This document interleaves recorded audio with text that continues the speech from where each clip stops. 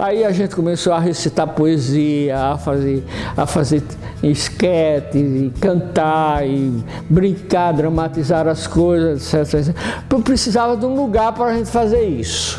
E aí, quando eu conversei com ele, assim, com o prefeito, era Ciro Ibirá de Barros, né?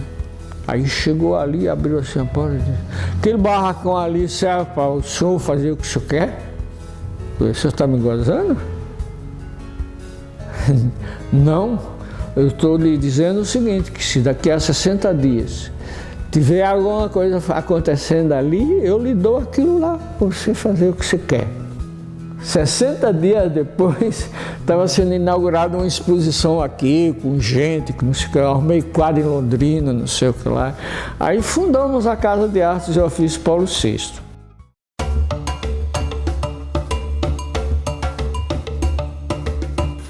Bom, o início da Casa de Arte foi com a vinda do Henrique de Aragão para Ibiporã. A paróquia o contratou para fazer trabalhos de arte na igreja e o Henrique foi ficando aqui e criou raízes aqui. E daí, pelo incentivo do prefeito da época, que foi Ciro Ibirá de Barros, houve a fundação, essa ideia, né, de fundar a Casa de Artes e Ofícios Paulo VI. Que esse terreno que nós estamos aqui era um terreno da prefeitura onde era fabricado manilhas de cimento. E aí o prefeito da época cedeu em primeira mão, fez uma cessão desse terreno para o Henrique e para aquele grupo que já o rodeava. O meu pai, que fez parte da primeira reunião para a fundação da Casa de Artes, que foi na cripta ali da Igreja Matriz, ele fazia parte com o Daniel, com Paulo Borgo, Pedro Borgo, Luiz Daminelli. E qual era o objetivo? O objetivo era exatamente de, não vou dizer ensinar arte, né? Porque a arte não se ensina assim, mas conduzir as pessoas interessadas, os alunos, nesse processo de criação artística.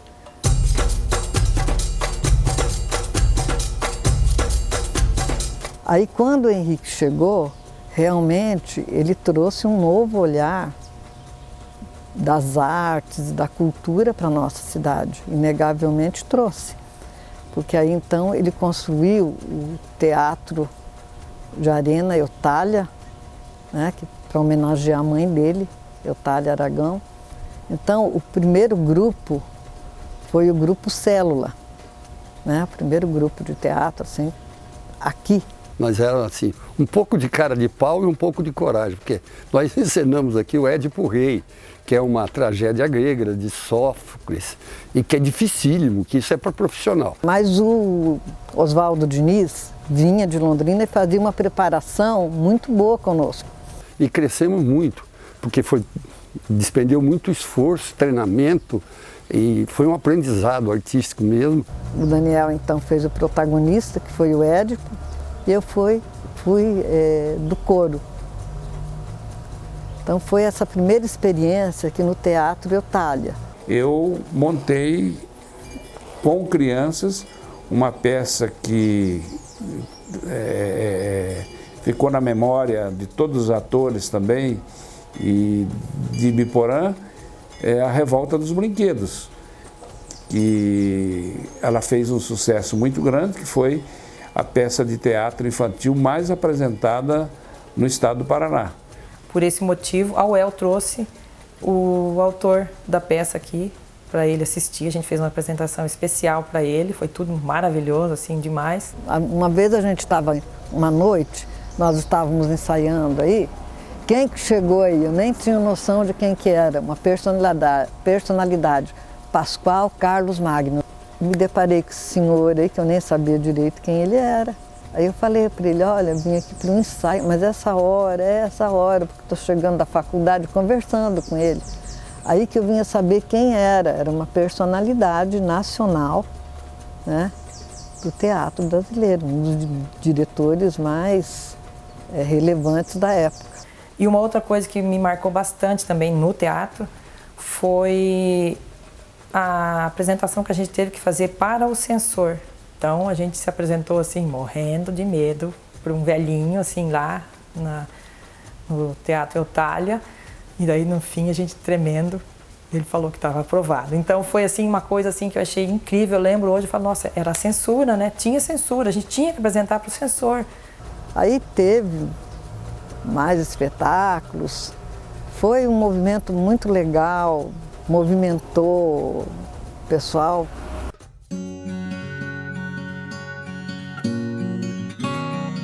Fundei o Clube de Literatura, né? Inclusive quem era uma das pessoas que ajudava era uma professora de matemática do Olavo Bilac, que tinha alguns professores que vinha. Era tipo assim, tardes de estudo que a gente fazia de literatura, poemas, né? Conhecia alguns poetas assim.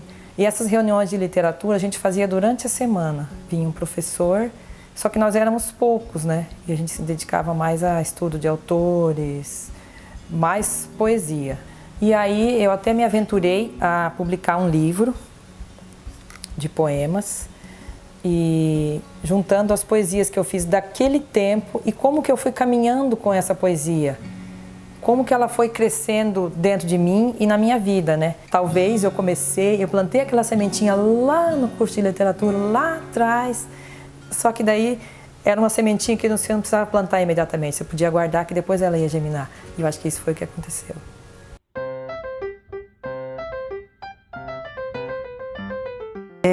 Foi no ano de 1976 e eu conheci a Casa de Artes através de uma amiga. A gente tinha aula 2 vezes por semana, até porque o espaço era um espaço multifuncional, né? Funcionava a escola de balé, também o teatro, né? E outras atividades aqui. O Henrique de Aragão produzia as obras no mesmo espaço que a gente realizava as atividades do balé. E quando nós tínhamos aula, porque a aula utilizava de música, ele tinha que parar as atividades dele para não atrapalhar a nossa aula. E quando ele tinha uma grande demanda de obras, nós tínhamos que reduzir a nossa carga horária para não atrapalhar ele, porque ele tinha prazo para entregar suas obras. Então, assim, é um espaço muito restrito. Até eu entro hoje ali e verifico, porque a gente fazia aula num tablado que ele colocou e esse tablado existe até hoje. Eu olho e falo, meu Deus, como é que a gente conseguia fazer aula nesse pequeno espaço, né? A gente se apresentava aqui nesse palco, né, que é um teatro de arena, ao ar livre, onde as nossas coxias eram as árvores ali atrás e o nosso camarim era a casa do Henrique de Aragão. Então a gente ficava muito próximo do público, né? A gente chegava assim, muitas vezes até pisar no pé daqueles que ficavam sentados na primeira fileira. As pessoas vinham com cobertor para poder, né, não passar frio aqui. E a gente tinha que usar o figurino para se apresentar. Aconteceu da gente se apresentar na chuva. As pessoas de guarda-chuva assistindo e o nosso palco todo molhado porque estava chovendo. Então foram momentos importantes que eu passei aqui na Casa de Artes e que é um aconchego para muitas pessoas que passaram por aqui.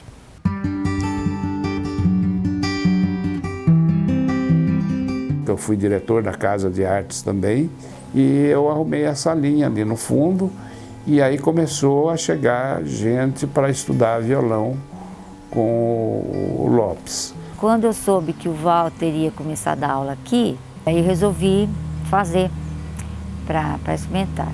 As aulas de violão eram violão clássico misturado com popular.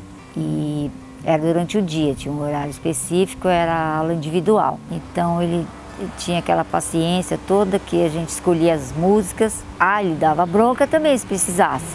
Você fez alguma coisa errada, ele dava bronca também. E fazia repetir várias vezes, mas era engraçado, ele tinha um jeito assim bem peculiar de dar bronca, sabe? Mas eu tive que parar porque eu engravidei. Aí quando não dava mais para segurar o violão, eu tive que parar.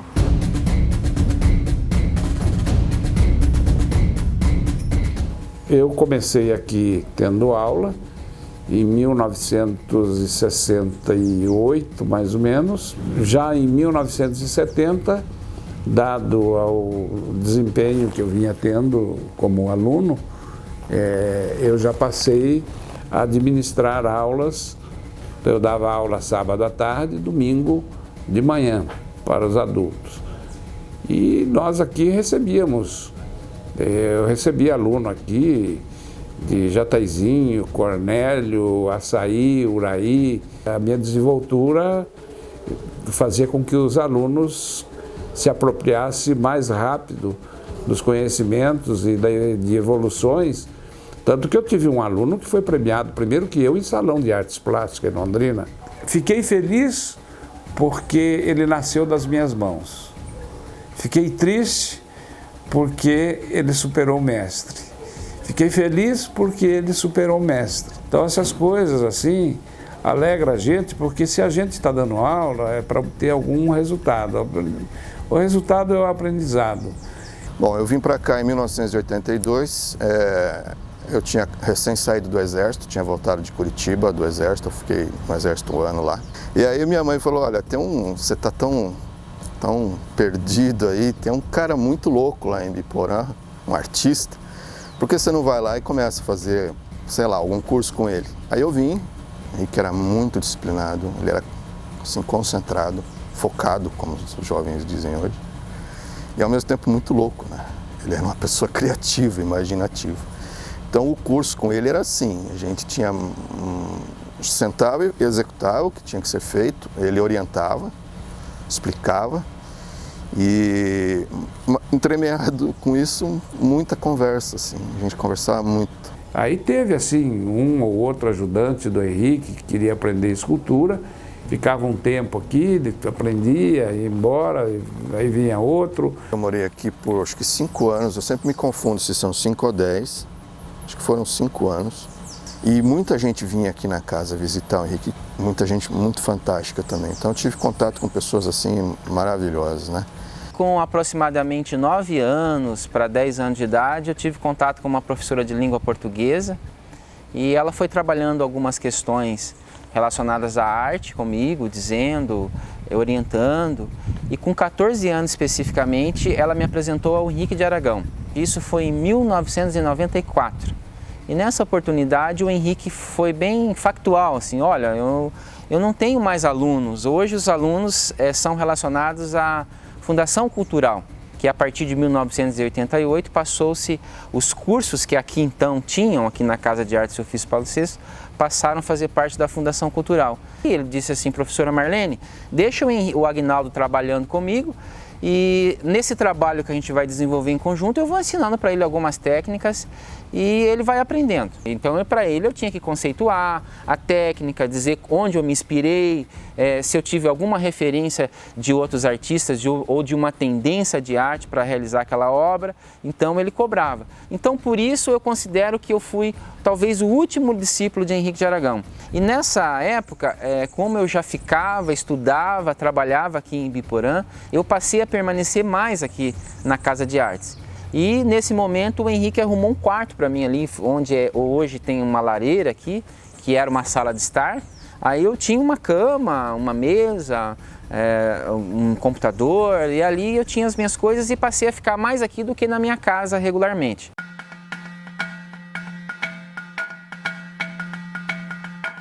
A importância da Casa de Artes, não só para Ibiporã, mas para o norte do Paraná, é muito grande, né? Eu reputo como extraordinária também.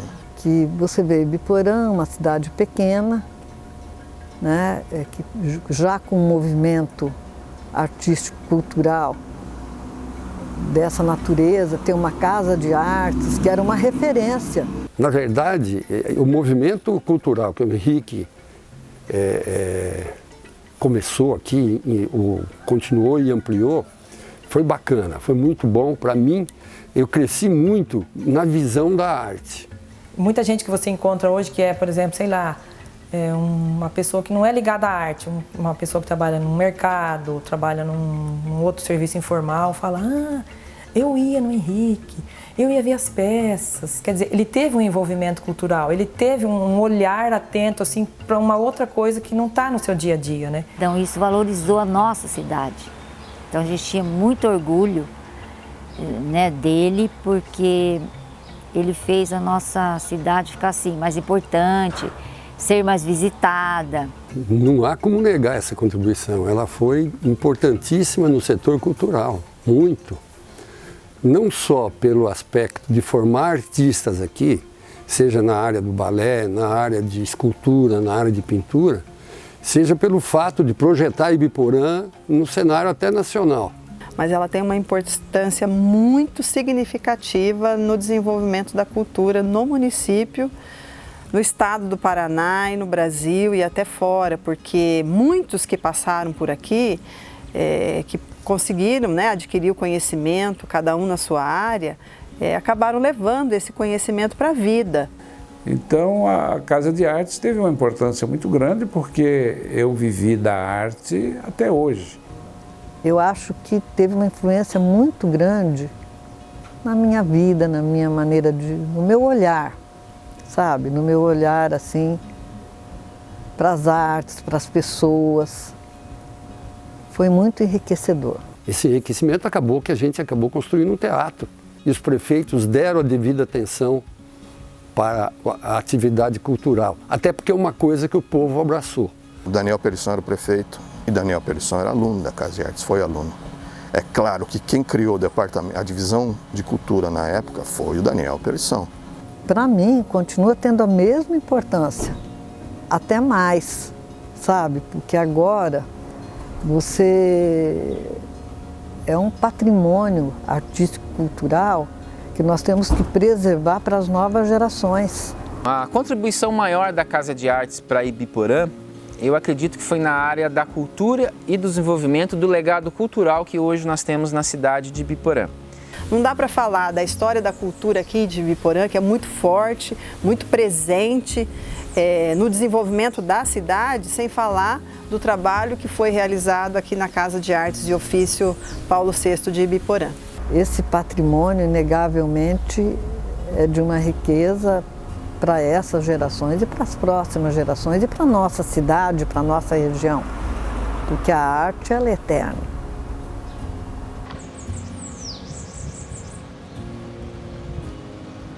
É uma história heróica, porque eu envolvia todo mundo, eu chamava, o pessoal chegava aí, ó, vamos fazer isso? Vamos. O pessoal queria ir longe e foi, todo mundo foi longe.